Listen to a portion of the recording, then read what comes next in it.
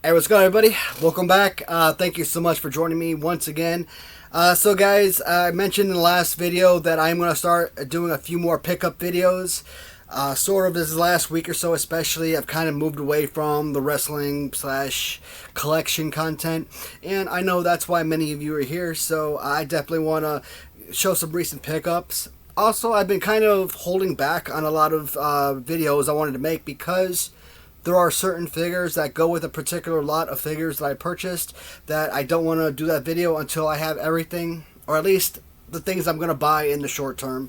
Yeah, there are a lot of really expensive things, boxed items that I want to get, but that's probably going to be later on in the future, if ever. Some of the box items I want to look at in the future are hovering in like the $1,000 range, and you know that's not going to happen. So we'll see if I can come across some better options in the future. Again, those videos are probably going to be sometime down the line, probably in the next week or so. Today, I want to do another shout-out video for my man, Stevebe19. I've talked about it before, no relation. He is a UK-based seller on eBay, and Stevebe19, and he is one of the best sellers I've been able to deal with. Now, there's probably a good 10 or 15 people that I bought from on a regular basis over the last few years who just I just hold in such high esteem. Steven, he's definitely one of them. Today we're going to look at some of his custom Hasbro figures. Now, there's probably two in particular sellers that I will recommend above all else. Yes, Stevebe19 is one of them. Robert Jackson is the other. Two of my all-time favorite Hasbro customizers, and you know, I bought a ton more from other people. Denver Moore on eBay is fantastic. Pumpkin Man 1986 is pretty good. Only reason I might not buy as many from them as I would like is simply cost. But what we're going to look at today from Steven, absolutely immaculate figures. Damn, I gotta be honest, it kind of brings us here to my. On a side note, just on Thursday, I did have eye surgery, so if you kind of like look at this eye, it's all dilated, whereas this eye is still kind of, you know, obviously non-dilated, it's still small, so what did I have? It's called cross-linking.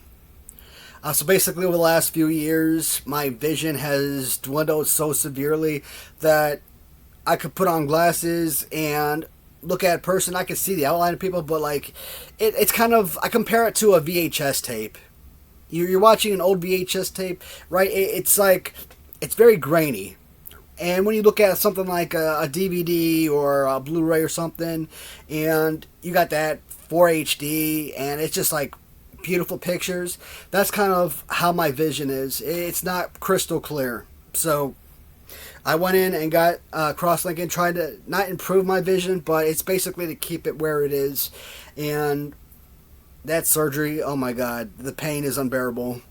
During the process, they get this little device that they put in your eye that holds up your eye for like half an hour straight while they, every so often, put eye drops in, and they got this blinking light shooting these red and blue lights into your eyes, lasers. I'm like, it was the most painful thing ever. I've been in a lot of pain these last couple days. I've taken a couple pain meds, and it's helped a little bit, but I got this collection in today. I didn't want to hold off on making this video. This is one of those things I'm super excited about making, so I wanted to get down here as quickly as possible. But if you do see me teared up and whatnot, because yes, when you have eye surgery, I don't care what it is, if it's this cross-legged thing, if you have LASIK, when you have eye surgery, you're going to tear up like crazy. And if that happens, just kind of prepare you. It could. Hopefully not. Anyways, let's dive right in. Dang, I'm just so excited. I don't know where to begin. So, we'll start with this guy. 123 Kid.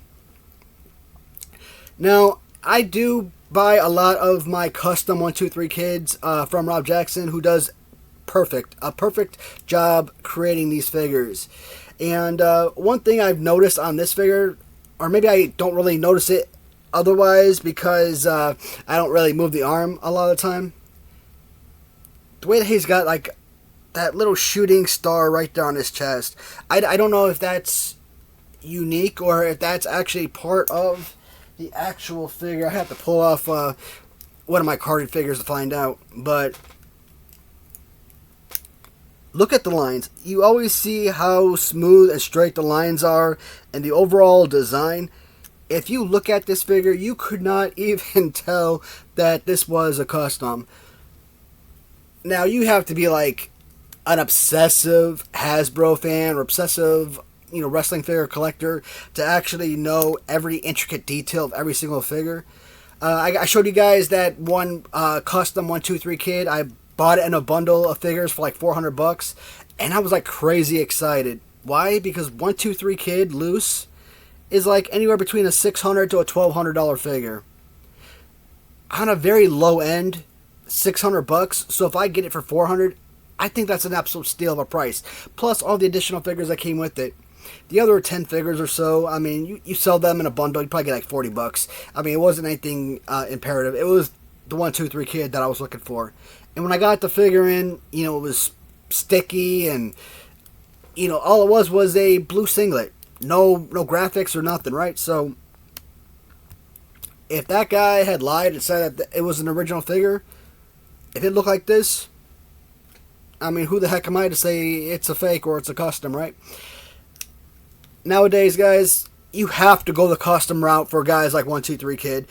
People are so talented out there that just make a perfect rendition. Why are you going to spend $1,200 on a loose figure when you can get the exact same? And all Hasbro does is recycle body parts.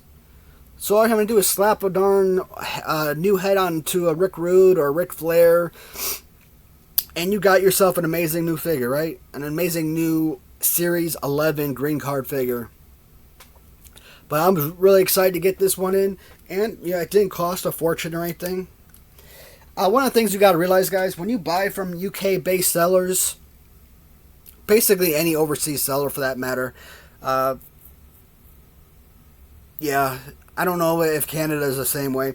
It's weird because I feel like Canada normally takes anywhere between 3 to 4 weeks to get items in. But when I buy from the UK, I normally get it in about 2 to 3 weeks.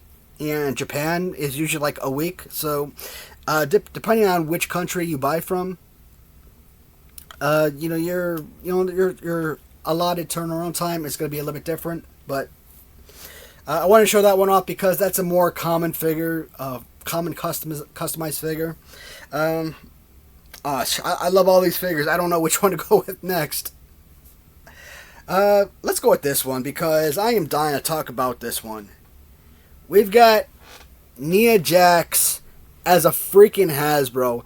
And guys, when I say that this is a perfect female figure, action figure, that is not blowing crap up. That's not too, sorry, I lost my train of thought. I'm not blowing smoke. Sorry. Something on my beard feels like extra sticky. Like I had a Cinnabon or something. You know what? I was drinking that pop right before I came down here. That's probably what it is. Anyways, sorry. I was kind of playing with my mustache. I lost my train of thought. Dang, what was I talking about? Female wrestling figures. You have all of these huge businesses, these global companies, your Hasbros and your Bandais and your toy business, and basically all these super famous, enormous conglomerate companies, multi-million, even multi-billion-dollar corporations, and they always seem to create the shittiest, excuse my language, female wrestlers, and I hate that way that they make the body so super small and thin. It's unplayable. Mattel Retros, when they came out with the Wendy Richter, I thought they did a little bit better than some of the other figures, which are like excessively small and thin. And when you look at like Mattel Elite, taller figures, sure, but they're still super thin, tiny, shrunken hands. I hate that. As a collector, I can't display them worth a darn. If I was a kid and I wanted to use them, for like a female Royal Rumble or something, I would have absolutely no enjoyment from that. But Nia Jax, this is when I first and foremost, yes, you're taking an already existing figure. Nia Jax is a little bit of a bigger girl. That's perfectly fine. I also think that Nia Jax is one of the sexiest women in professional wrestling, but my opinion. They had to use a Bam Bam Bigelow figure for this. Either Bam Bam or Earthquake or Typhoon. All three figures have the same body type. Yeah, Nia Jax is a little bit up there in weight, but I mean, does she really fit that mold of those characters? Probably not.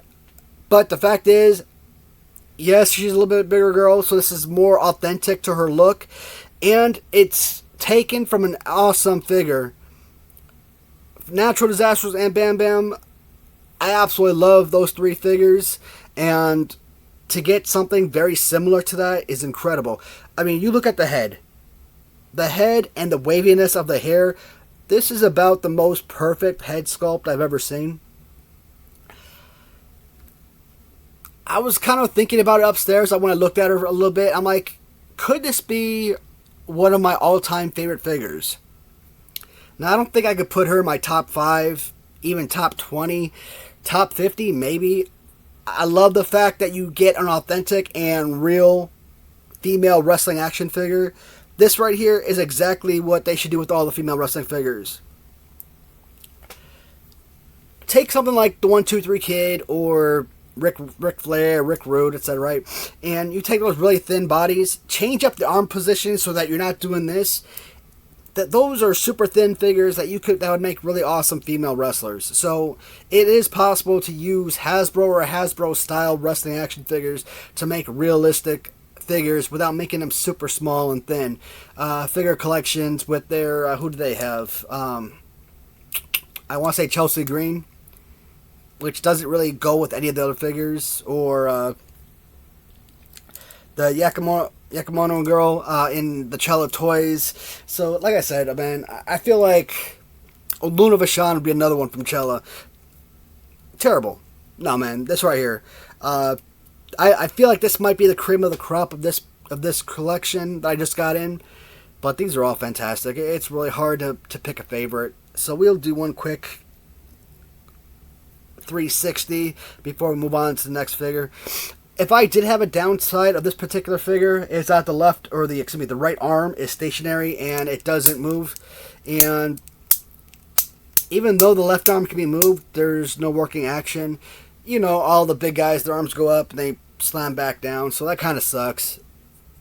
If you grew up with Galoob, or if you grew up with LJN, you're used to stationary figures, so that might not hurt a lot of people, but for play-wise, I don't know. The arm being down, you really can't do too much. That's another reason I always say Hasbro has the best figures. This right here, that's all you need to do. You don't need to be moving the legs around or anything like that. Don't need all of the twist this off and removable heads. No. That's unnecessary. This one, before I add on the extra accessory, we are going to take a look at Sting. Wolfpack Sting, or you could go with the Crow version, who's just simply the Crow Sting, and who's Brandon Lee in the original. Mark Dacascos, who played in the Crow Stairway to Heaven TV series, probably for me will always be my Eric Draven. Brandon Lee, I feel like if he never died in that movie, they could have, whenever they came out with part 2, 3, I feel like he could have reprised his roles, maybe. Possibly, I don't know. But, I'm kind of looking at this, it looks like the bat is bent, which sucks. That probably happened during shipping. Actually, no, because it feels pretty strong in there. So, I have to look at the photos and see if it's bent in photos. But look at the wolf on his chest. That is incredible. Look at this figure. Alright, so you could take... This is not a super huge figure, right? Any female wrestler, your Charlotte Flair, Liv Morgan, Becky Lynch. I'm trying to think of some of my favorites. Who's the crazy girl that I like that I always... That now I'm talking about her, I can't remember her name. Bailey, I think. Was it Bailey? No, not Bailey. Well, I like Bailey too, but you think about any of you know, your name recognized female wrestlers. Any one of them can be put in this body. This body is not super huge, super tall, muscular, or anything like that. So you can still create nice toned abs, keep them in their regular sports outfits, what have you. Turn this into like Naomi or something, you know. That would be super freaking awesome to get figures like that in this type of body pose. And look at that. Even the action feature still works. I kind of feel like this was a Papa Shango only because of the left arm or left hand being open. You know, this could be a Papa Shango figure. But it's like almost every inch of this figure is detailed to some extent. You know, the back not so much. But imagine getting this on card, for example. Yep, there are customizers who make authentic Hasbro looking cards and bubbles. I would love to have this one carded. That is such a fantastic look. I get this guy hanging on the wall somewhere. So this is another absolutely incredible piece. And, dang, I don't know if I can take out the baseball bat. So I'm going to try and put this on over the baseball bat. And it looks like we have a winner. If it did get bent, I think maybe during the course of trying to take the extra clothing off, I think that may have bent it. You know, I'm not the pickiest person in the world. The fact is, it's the figure that you care about, and the accessory is just that. It's an accessory. It's a nice to have, but not mandatory, right? And you don't even get just one accessory, but you get two different accessories. Look how killer that figure looks. In fact, I think I like this so much, I might just get this, put this on my Undertaker figure. You know, just kind of looking at it, I may have actually gotten this exact same jacket recently. I paid up for it. I bought a Series 4 Undertaker Hasbro. And the only reason I bought it is because I wanted the jacket that came with the figure. And I ended up putting it on my Series 8 Undertaker figure. I mean, yes, I have the original carded, so I really don't need to spend $300 on a loose Undertaker just for the cloak, right? So, next one up.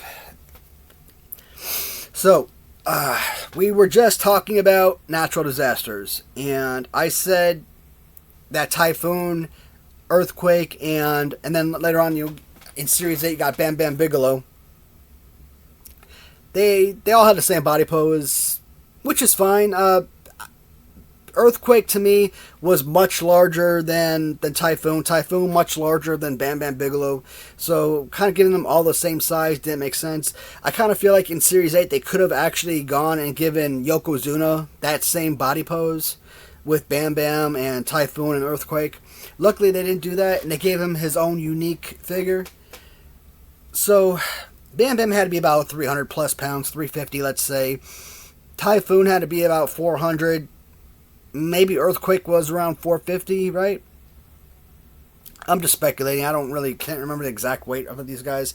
Then you had Yokozuna that was over 500 pounds. And then later on, as you get further and further, within a year and a half, he's up to like 600 pounds. So you couldn't very much give them all the exact same body type because it's unrealistic. I absolutely love those three figures from Hasbro. Aesthetically, they're three awesome-looking figures, and play pose, remarkable. Some of the most enjoyable figures that you get from the Hasbro line. But Steven does what he does best, and he takes these awesome figures and he seems to make them even better. With that being said, we did get John Tenta's Canadian version of Earthquake. And this is exactly what I'm talking about, guys. Earthquake was much larger than the other two folks, so kind of making him the same size. They could have changed it up a little bit differently like they did with Yokozuna.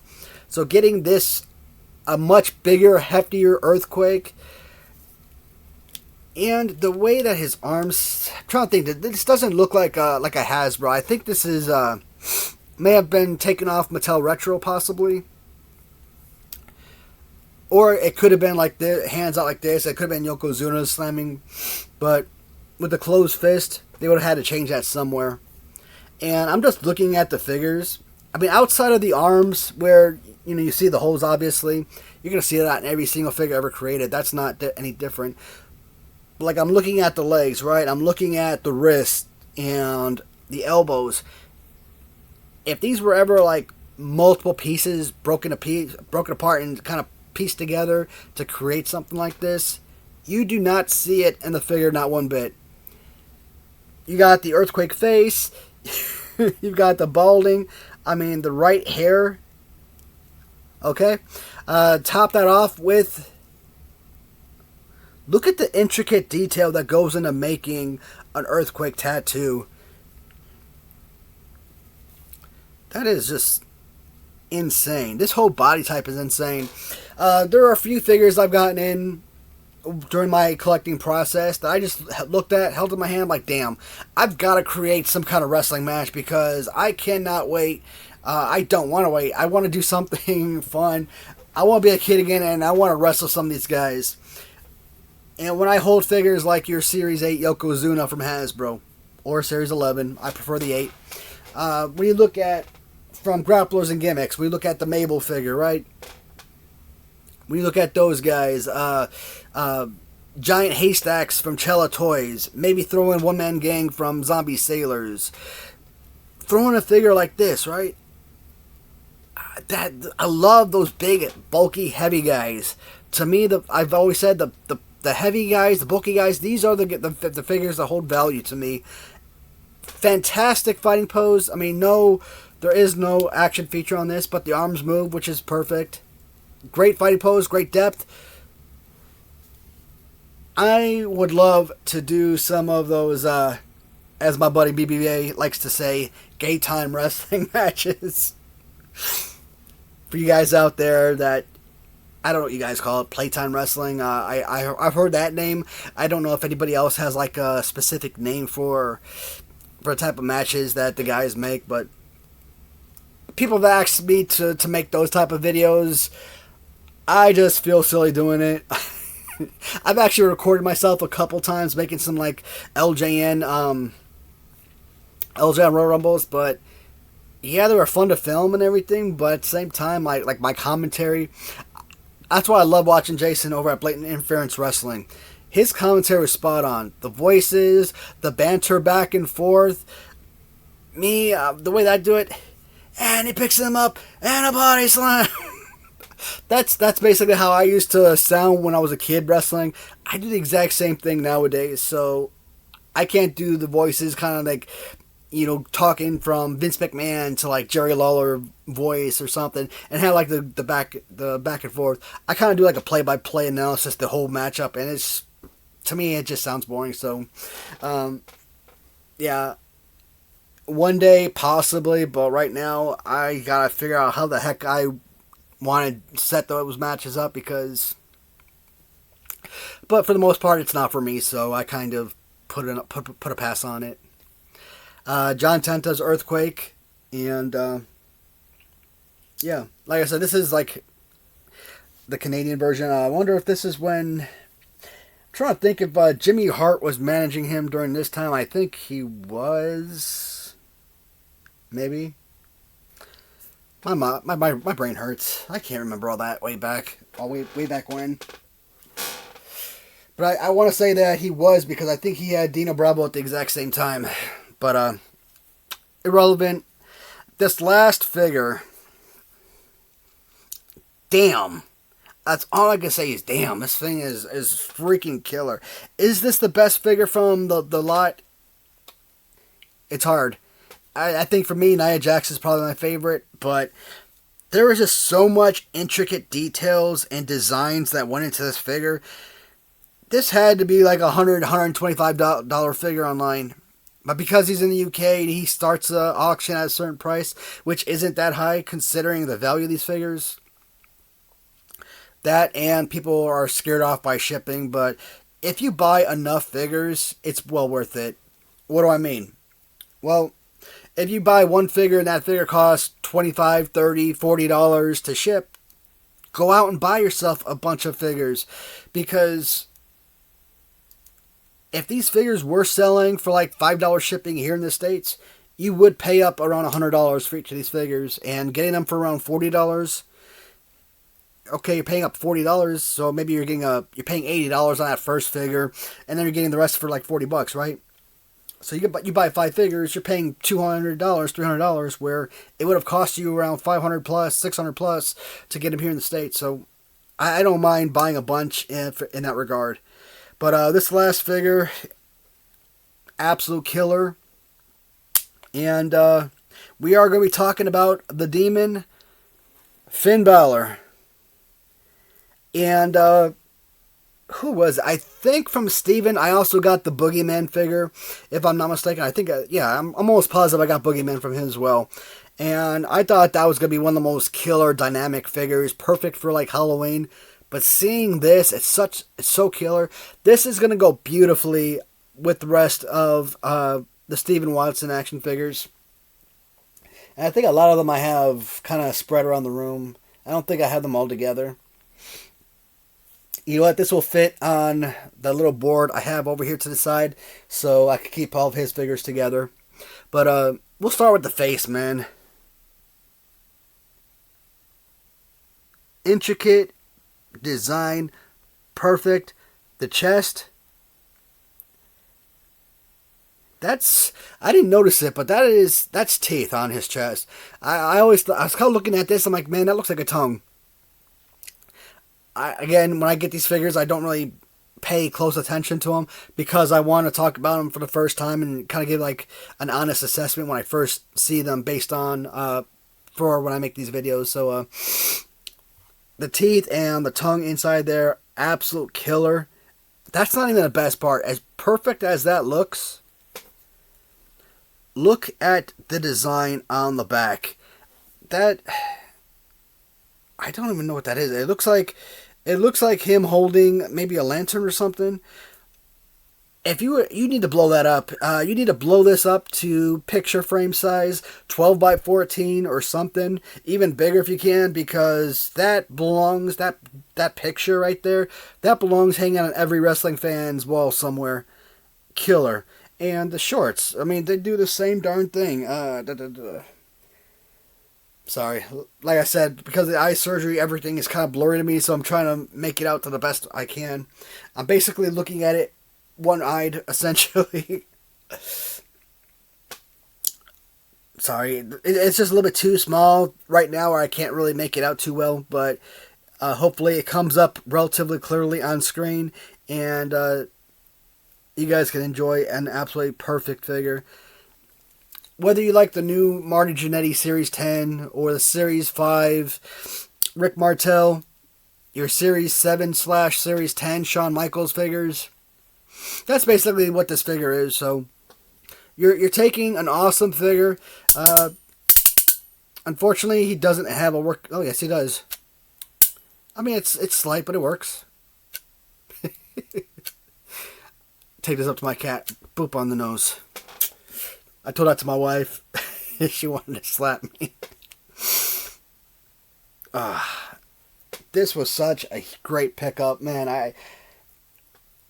I told my buddy Rob, whenever I get a new box of figures in from him, once I get to the last figure, I'm ticked off, because it's like Christmas, man. Every time you open up a new figure, it's like your eyes just light up as a kid on Christmas Day. And once you get to that last package, it's like, man, once I open this, that's it. No matter how much I love it, at that point, for me, Christmas is essentially over. And whether I'm talking about Rob's figures or I'm talking about Steven's figures, I feel the same way every time. And this is just another absolutely incredible figure. And I think I'm going to look at this again in the future.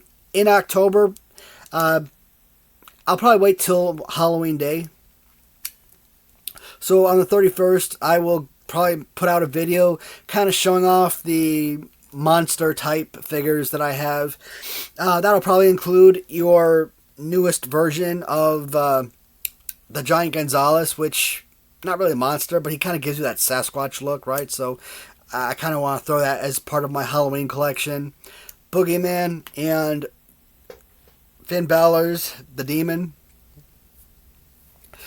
Those three will definitely be up there. I'm trying to think if I have any others. Off the top of my head, I can't remember, but so glad I got these figures, man. I feel like if these had stayed on auction, maybe I would have won them for a starting bid price. Maybe not. Maybe they would have had a few bids. I don't know.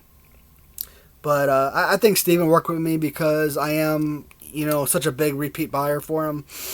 I reached out, I'm like, hey, man, can I buy these from you for the starting bid price? And he's like, yeah, go ahead, bid on them, and I'll end the auction for you. I'm like, sweet. The only thing I might consider reselling, and that's the 1-2-3 Kid, and that's because I've got a few of them, but 99.9% chance the answer is no, I won't resell it. I mean, I think it's just too good, too awesome of repaint. And when I get Rob's figures in and he does my 1-2-3 Kids for me, I feel the same way. I don't want to resell these. Even if I reach out to him and I say, hey, this was the intended purpose. Because a lot of the work is just that good, Alright, guys. So that's going to take care of the newest figures I got from Steven Watson. Tomorrow's video,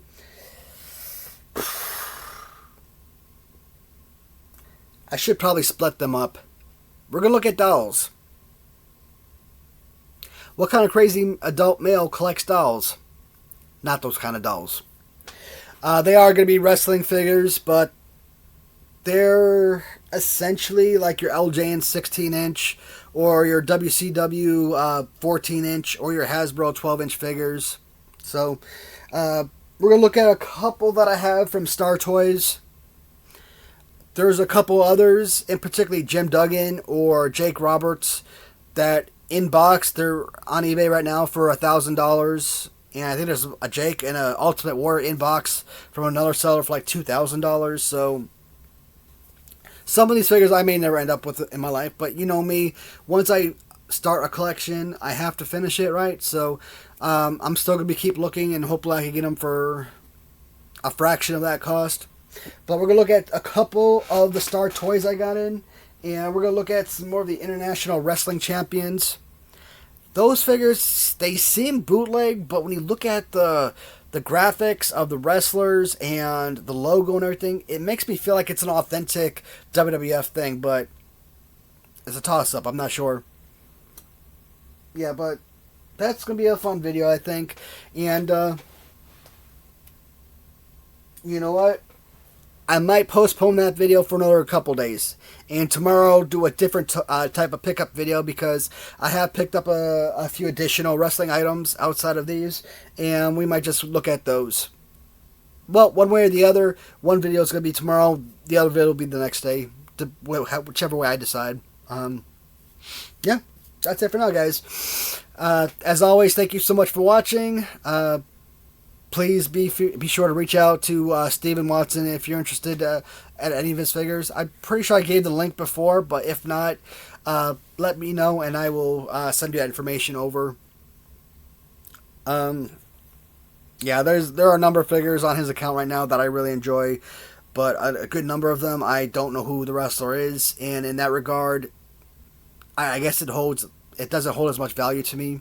So when you go for guys like Earthquake and Sting, yeah, there's some people you grew up watching and enjoyed, so definitely that's going to entice you a lot more to pick up those guys sooner rather than later.